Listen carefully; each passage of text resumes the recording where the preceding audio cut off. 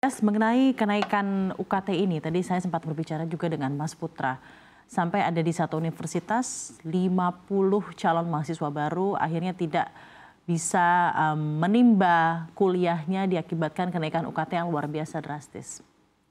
Pak Andreas, apa tanggapan Anda mengenai penetapan UKT yang sepertinya tidak memperhatikan aspek-aspek dari kemampuan orang tua atau kemampuan murid secara ekonomi untuk bisa membayar UKT tersebut? Karena hal ini bisa terjadi, Pak. Hampir lebih dari 50 siswa tidak melanjutkan kuliahnya. Ya, baik. Penetapan UKT ini pasti ada dasar hukumnya ya. Dasar hukumnya diambil dari Permendikbud Ristek nomor 2 tahun 2024. Di sana ditetik salah satu pasalnya itu bahwa UKT boleh melebihi BKT ya, bahkan lebih dari 2 kalinya. Itu dasarnya. Sehingga setelah Permendikbud ini muncul, hampir sebagian besar dari 21 perguruan tinggi yang berbadan hukum rame-rame menaikkan UKT-nya. Padahal di salah satu pasal Undang-Undang Perguruan Tinggi dinyatakan bahwa UKT itu harus terjangkau oleh masyarakat. Namun apabila ditetapkan dengan jumlah yang cukup besar yang mengakibatkan hingga sekian puluh atau menantinya bahkan ratusan mahasiswa tidak bisa melanjutkan, ini yang sebuah ironi bagi dunia pendidikan kita. Karena di dalam Undang-Undang Dasar sendiri bahwa pemerintah itu akan memajukan pendidikan. Kalau memajukan pendidikan tentunya tidak pilih-pilih mana yang mampu, mana yang tidak.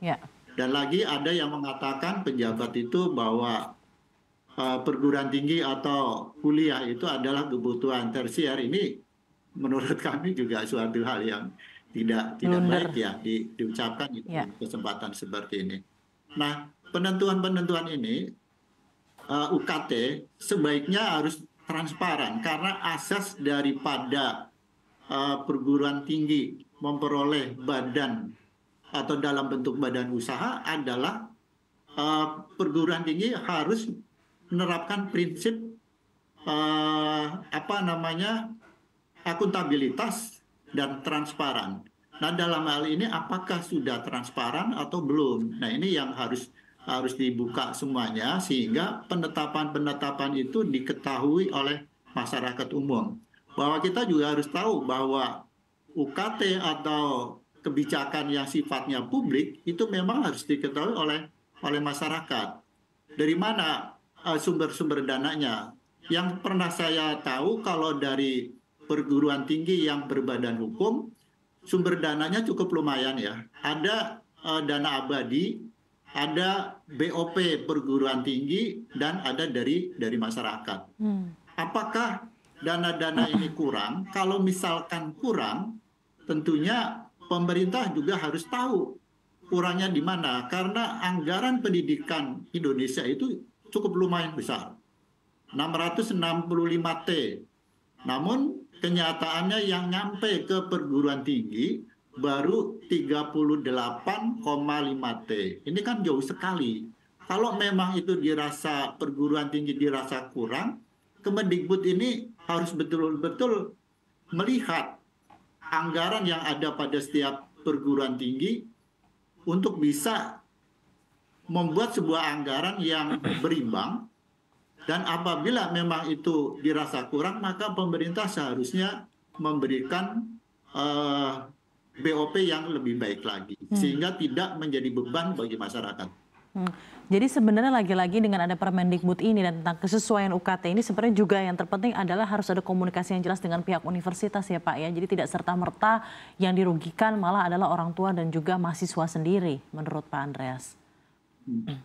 Betul, karena transparansi itu adalah salah satunya ada komunikasi antara perguruan tinggi dengan masyarakat. Baik, terima kasih banyak. Orang tua, mahasiswa. Sehingga dalam hal ini lalu di situ kan ada subsidi silang. Itu pun perlu dijelaskan. Berapa yang disubsidi, lalu siapa yang bisa dinaikkan, Nah, sehingga masyarakat juga menyadari dan orang tua juga bagi orang tua yang memiliki kemampuan lebih pastinya tidak keberatan. Ya, baik. Terima kasih banyak Pak Andreas. Kita harapkan ada segera titik terang dari isu ini. Dan tentunya mengenai pendidikan tinggi ini adalah suatu kewajiban tersendiri untuk seluruh masyarakat Indonesia. Jika benar kita ingin menuju Indonesia Maju 2045 Pak, dengan SDM yang semakin baik lagi untuk bangsa kita. Terima kasih banyak Pak Andreas, Sekjen Komnas Pendidikan 2012 hingga 2017 telah berbagi pandangannya di Profit CNBC Indonesia. Pak Andreas, sehat, sukses selalu untuk Anda.